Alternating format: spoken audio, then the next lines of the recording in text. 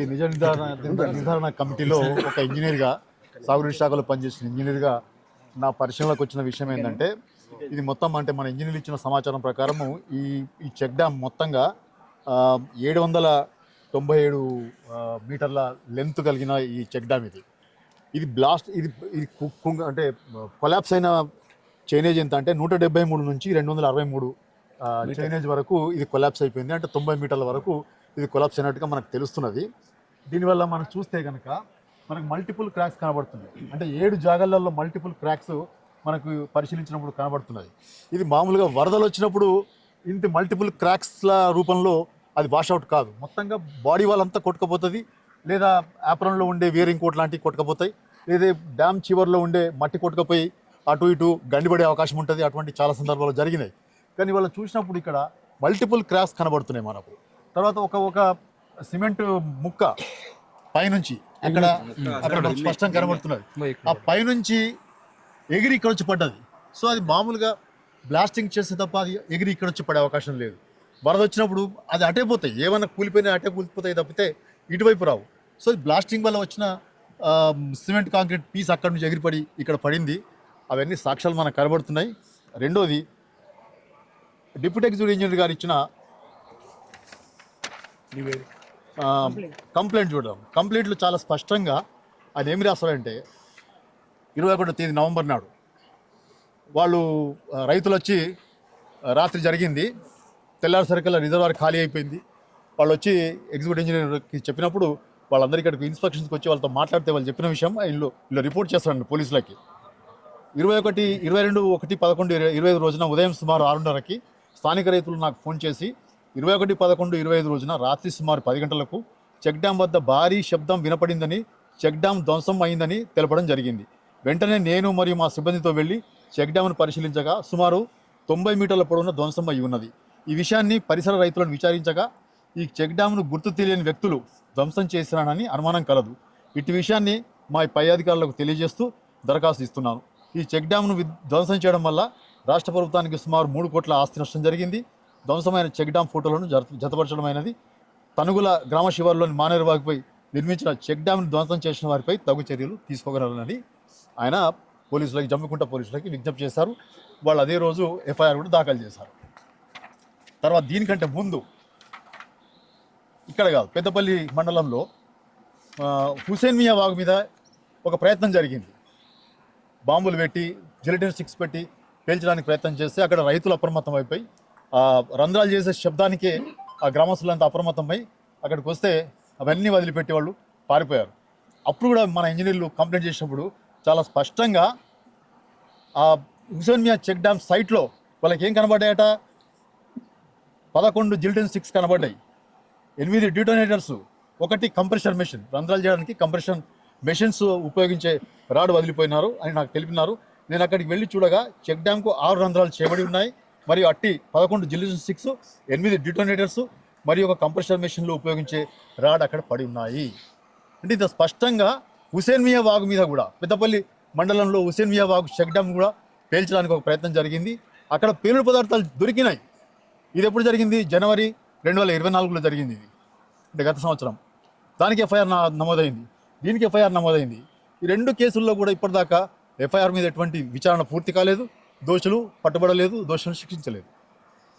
ఇంతకుముందు మనం చెప్పినట్టుగా చెక్ డ్యాములు మన జాతి సంపద, ఇవి నీటి తావులు.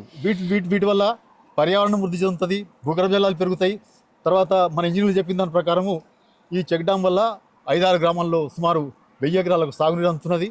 భూగర్భ జలాలు పెరిగినందువల్ల బోర్ బావుల్లో నీళ్ళు వచ్చినాయి, ఓపెన్ బావుల్లో నీళ్ళు వచ్చినాయి. దాని కింద కూడా వ్యవసాయం సాగుతున్నది, చేపల పెంపకం జరుగుతున్నది, మత్స్యకారుల ఆదాయం పెరిగింది, పర్యావరణం పెరుగుతున్నది. ఇన్ని బహుళ ప్రయోజనాలు కలిగినటువంటి ఈ చెక్ డ్యామ్ని పేల్చడం అనేది చాలా దుర్మార్గమైన విషయం. వీటిని ఎట్లయితే హుసేన్ మియా చెక్ డ్యామ్ని రైతులు లేదా గ్రామ ప్రజలు అప్రమత్తమై దాన్ని కాపాడుకున్నారో అదే విధంగా చెక్ డ్యాములని, తావులని, నీటి తావులని, చెరువులని ఈ మాఫియా నుంచి, ఇసుక మాఫియా నుంచి కానీ మరెవరి నుంచి కానీ తప్పనిసరిగా కాపాడుకోవాల్సిన బాధ్యత ఈ ప్రజలది. తప్పనిసరిగా వాళ్ళు కాపాడుకొని అప్రమత్తమై ఏదైనా ఇటువంటి సంఘటన జరిగితే పోలీసులకి లేదా ప్రభుత్వ యంత్రాంగానికి ఇన్ఫర్మేషన్ ఇవ్వడం, అప్రమత్తంగా ఉండడం అవసరమని మేము భావిస్తున్నాం.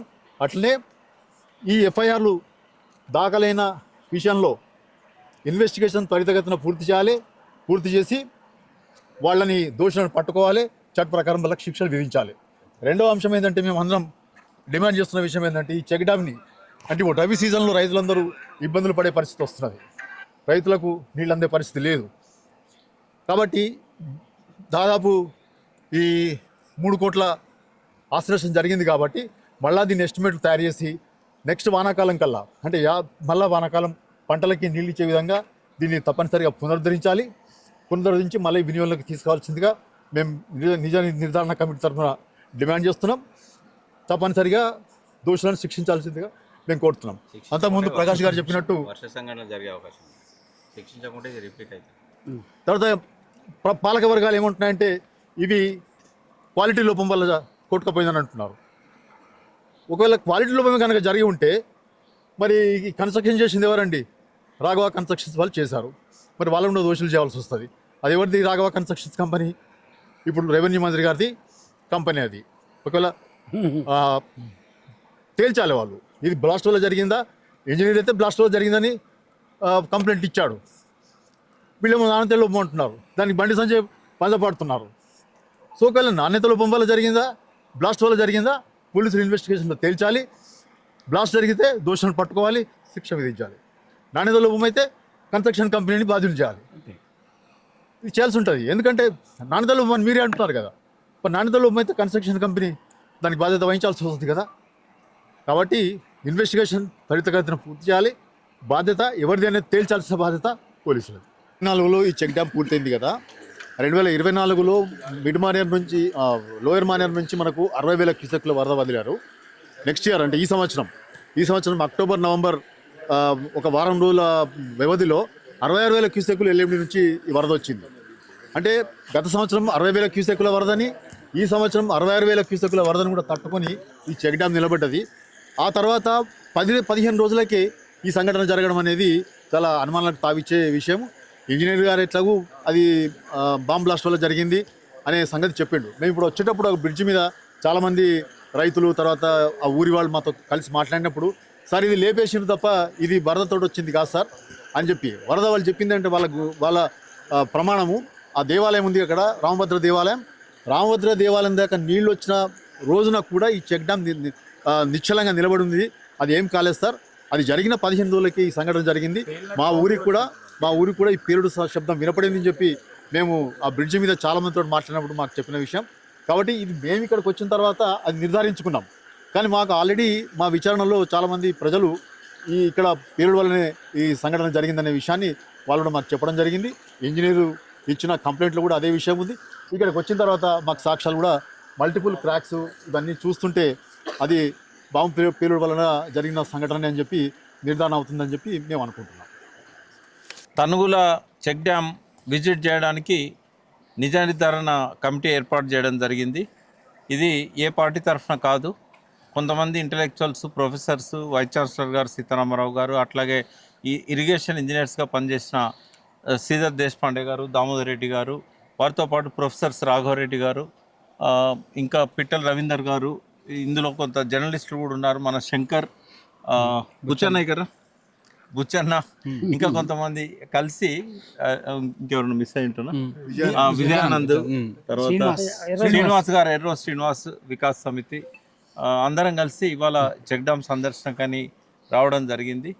ఈ చూసిన తర్వాత మాకు ఖచ్చితంగా ఇది బ్లాస్ట్ అనేది మేము నిర్ధారణకు వచ్చాము. ఎందుకంటే మాతో పాటు ఇంజనీర్స్ ఎవరైతే జీవితకాలం అంతా ఇంజనీర్స్గా పనిచేసిన దామోదర్ రెడ్డి గారు ఉన్నారు, ఇక్కడ శ్రీధర్ దేశపాండే గారు ఉన్నారు. వారు ఇక్కడ జరిగిన బ్లాస్టింగ్ సంబంధించిన అవశేషాలు ఇవన్నీ చూసినప్పుడు 8 దిక్కుల బ్రీచ్ అయింది. కాబట్టి మామూలుగా కిందికెళ్ళి ఇసుక కదిలితే ఈ రకంగా ఉండదు. మీకు తెలిసి ఇదివరకు 2-3 సంవత్సరాల కింద దీనికంటే దిగువన ఉన్న ఒక చెక్ డ్యామ్, అది వావిలాల చెక్ డ్యామ్ అంటారు. ఆ వావిలాల చెక్ డ్యాము కింద సరిగా పునాది సరిగా లేక కింద నుంచి నీళ్లు పోవడం వల్ల కుంగింది. అయితే నిజంగానే ఆ నాసిరకమైన కట్టడం అయితే ఎట్లయితే వావిలాల దగ్గర చెక్ డ్యామ్ కుంగిందో అట్లా కుంగాలి. కానీ ఇక్కడ పెద్ద పెద్ద రాతి శిథిలాలు ఎగిరి బయటపడము, పై భాగంలో పడడం, ఇవన్నీ చూసినప్పుడు ఏంటంటే ఇది ఖచ్చితంగా బ్లాస్టే. కావాలని చెప్పి కొంతమంది చేసిన కుట్ర ఇది. అది ఇసుక మాఫియానా ఇంకోట తేల్చాల్సిన బాధ్యత పోలీసుల మీద ఉంది.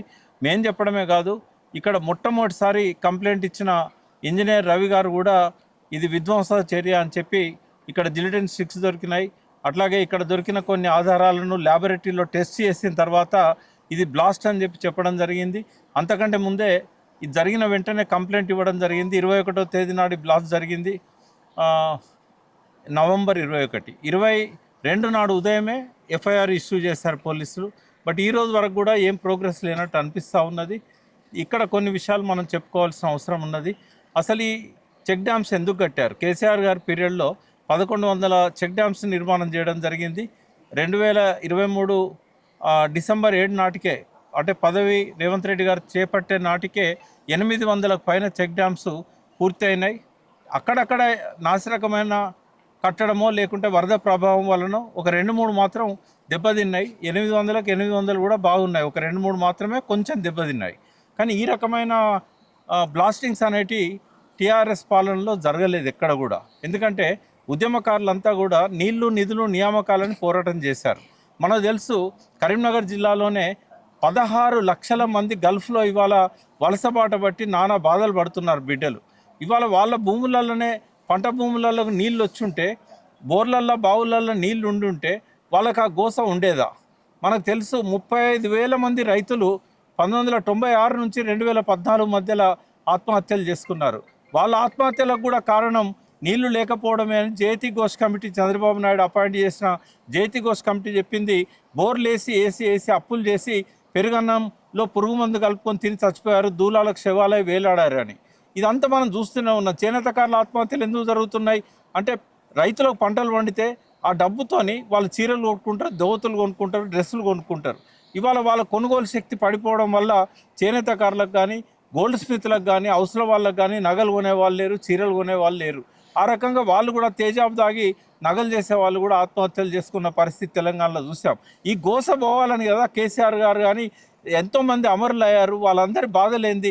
తెలంగాణ వస్తే భూములు సస్యశ్యామలం అయితే ఈ ఆత్మహత్యలు ఉండవు, ఈ వలసలు ఉండవు, ఈ ఆకలి చావులు ఉండవు, బొంబాయి దుబాయ్ బొగ్గుబాయి బతుకులు ఉండవు అని చెప్పి కదా వాళ్ళు చేసింది.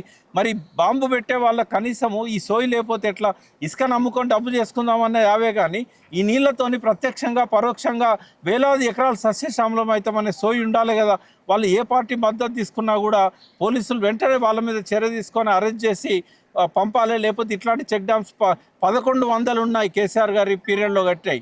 ఈ వాగులను అనుసంధానం చేయడం అనేదే తెలంగాణ సస్యశ్యామలం చేయడానికి ఒక కార్యక్రమంగా చేపట్టారు. అవి కాళేశ్వరం నీళ్ళైనా, వరద నీళ్ళైనా, వాగుల నీళ్ళైనా కూడా ఒక్కొక్క చెరువు నింపుతూ తెలంగాణలో ఉన్న 35-40 వేల చెరువులను అనుసంధానం చేసి ఈ వాగుల ద్వారా ఒక సస్యశ్యామల తెలంగాణ సృష్టించారు.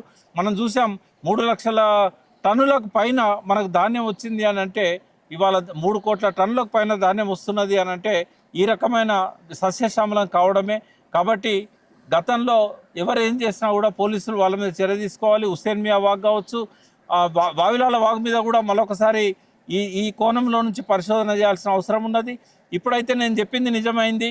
మేడిగడ్డ కూడా బ్లాస్టే చేశారని చెప్పి ఏదైతే నేను చెప్పానో దానికి మాకు వీటి ద్వారా ఆధారాలు కనబడుతూ ఉన్నాయి. ఎంత దుర్మార్గానికైనా ఊడగడతారు డబ్బుల వేటలో పడి.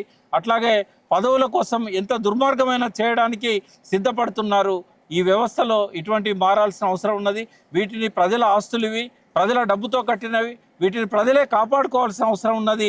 ఇక్కడ చుట్టుపక్కల గ్రామాల్లో కూడా బ్లాస్ట్ సౌండ్ వచ్చిందని చెప్తున్నారు. మేడిగడ్డ అప్పుడు కూడా చుట్టుపక్కల గ్రామాలలో బ్లాస్ట్ సౌండ్ వచ్చింది. అయినా కూడా ఆ ఎఫ్ఐఆర్ మీద ఇప్పటివరకు చర్య తీసుకోలేదు. అక్టోబర్ 22, 2023 నుంచి ఎఫ్ఐఆర్ మహదేవ్పూర్ పోలీస్ స్టేషన్ అటుకు మీద మూలుగుతూ ఉన్నది. అదేవిధంగా ఇప్పటికీ 10 రోజులు దాటినా కూడా ఇక్కడ ఎఫ్ఐఆర్ కూడా దీన్ని ఆచరణకు నోచుకోలేదు. కాబట్టి నిమ్మకు నీరెత్తనట్టు ఉండకూడదు ఈ ప్రభుత్వం. ఇటువంటి నిరోధించాలంటే వెంటనే వాళ్ళ మీద చర్య తీసుకోవాల్సిన అవసరం ఉన్నది.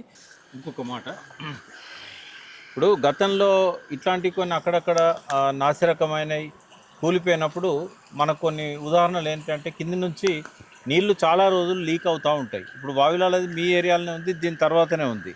వావిలాల అది అక్కడ కన్స్ట్రక్షన్ లోపం వల్ల, నిర్మాణ లోపం వల్ల చాలా రోజులు కింద నుంచి నీళ్లు పోయినా ఇసుక పోయింది కాబట్టి అది కుంగింది.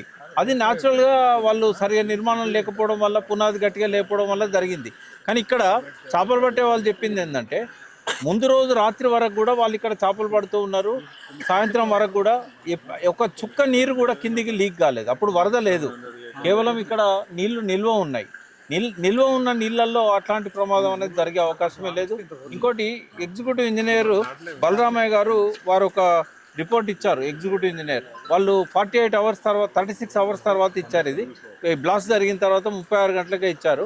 అందులో స్పష్టంగా చెప్పారు ఇది బ్లాస్ట్ అని చెప్పి, ఆధారాలు దొరికినాయని చెప్పి, ఇది న్యాచురల్గా జరిగిన ప్రమాదం కాదు, నిర్మాణ లోపం కాదని చెప్పిన తర్వాత కూడా కేంద్ర మంత్రి బండి సంజయ్ లాంటి వాళ్ళు లేదా కాంగ్రెస్ ఇక్కడ ఉన్న ఎమ్మెల్యే పెద్దపల్లి ఎమ్మెల్యే కావచ్చు, ఇంకొంతమంది ఇక్కడికి వచ్చి వాళ్ళు చెప్పింది ఏంటంటే ఇది నిర్మాణ లోపం అని చెప్పారు. ఇది శుద్ధ అబద్ధము. మాకైతే నిర్ధారణ అయింది. వాళ్ళు నిర్ధారణ చేసుకోవాలనుకుంటే వాళ్ళని ఎవరు ఆపలేరు.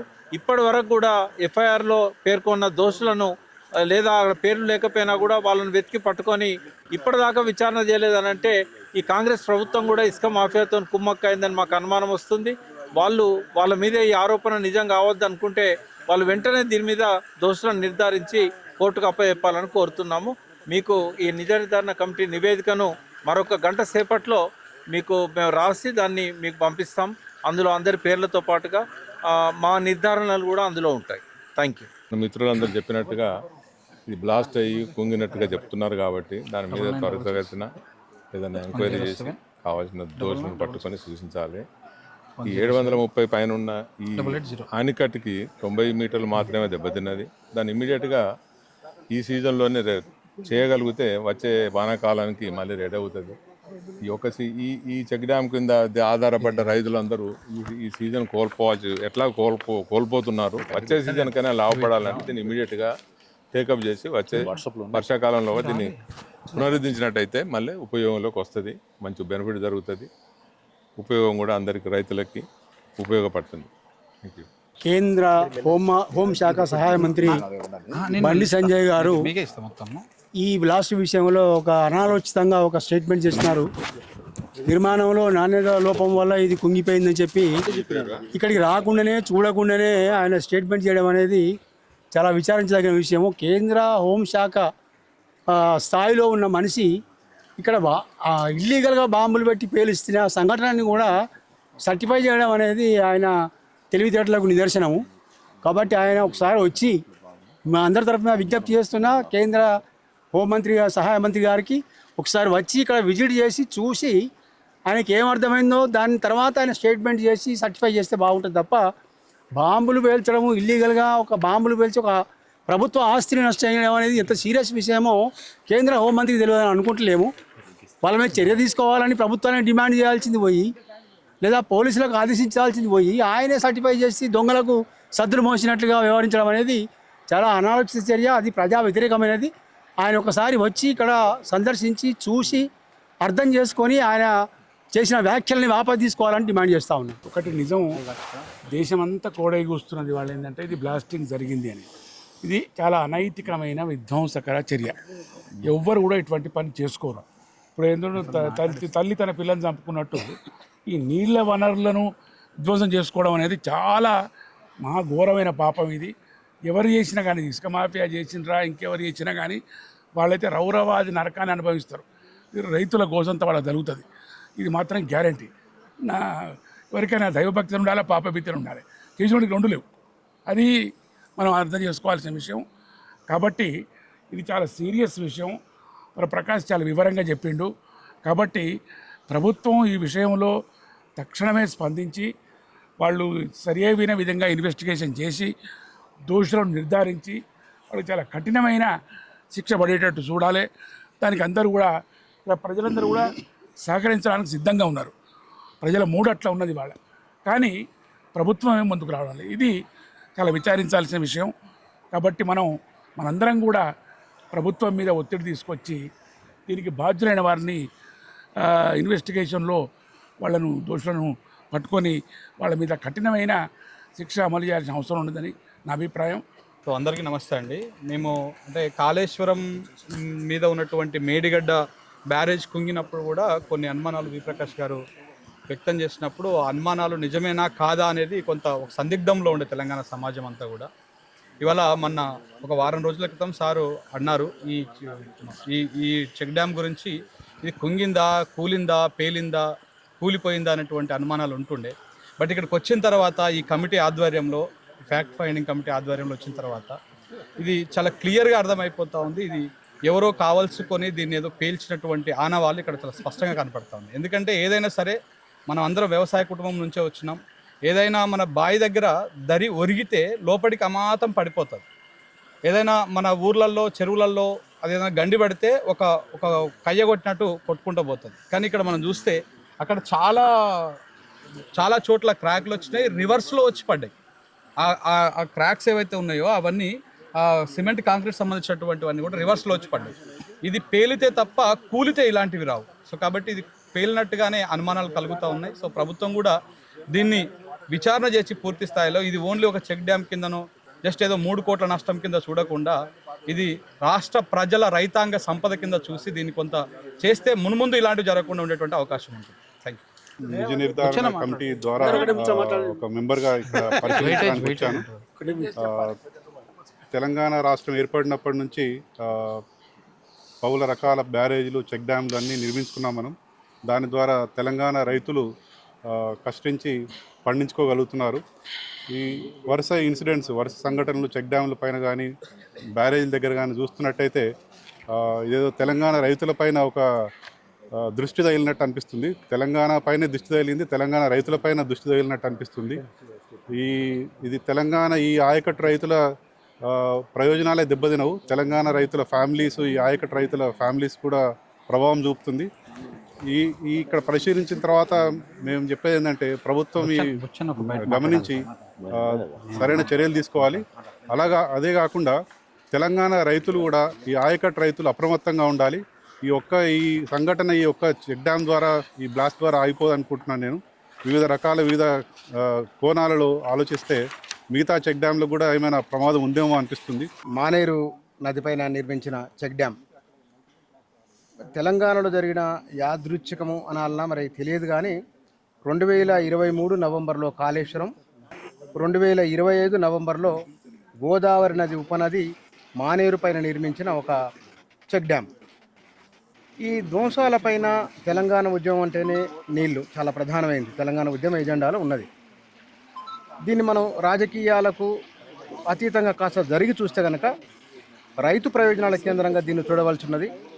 అక్కడ నుంచి ఇక్కడ 90 మీటర్ల వరకు ఒకసారి వరద వస్తే కనుక మనం ఇంజనీర్లం కాకపోవచ్చు, దాంట్లో నిపుణత లేకపోవచ్చునేమో, కానీ వరద వచ్చినప్పుడు కొట్టుకపోయినప్పుడు సాధారణంగా ఇట్లా నిర్మాణం అవతలికి వెళ్ళిపోతుంది, వెళ్ళకుండా దాని రివర్స్లో వచ్చి పడి ఉన్నాయి. కాబట్టి ఇది పేలిందా అనే అనుమానం అది బలపడుతూ ఉన్నది ఇక్కడ చూసిన తర్వాత. ఈ విషయంలో ఇది రైతుల ప్రయోజనాలను దృష్టిలో ఉంచుకొని, జీవావరణాన్ని, పర్యావరణాన్ని దృష్టిలో ఉంచుకొని ప్రభుత్వం ఈ విషయంలో వెనువెంటనే తేల్చాలి. Thank you.